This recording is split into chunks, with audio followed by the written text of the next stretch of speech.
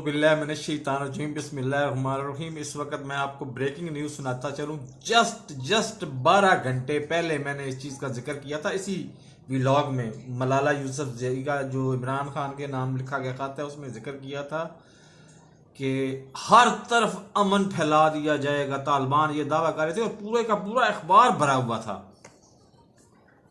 कि जनाब अमन अमन अमन की पहली शुरू हो गई है। अब मुझे तारिक अजीज़ का वो जुमला याद आ रहा है कि इब्तिदा है रब्बे जलील के नाम से जो दिलों के हाल बेहतर जानता है।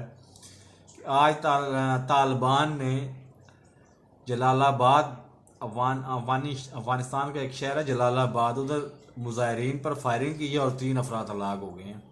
तो ये अमन की इब्तिदा है। अभी तो इब्तिदा इश्क है, आगे आगे देखिए होता है क्या।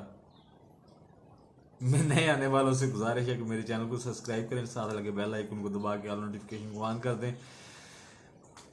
कोई और अवाम सुने ना सुने, हुक्मरान जो है ना वो उनके दिमागों में मैं छा रहा हूँ, इंशाल्लाह छा रहा हूँ। अल्लाह हाफिज।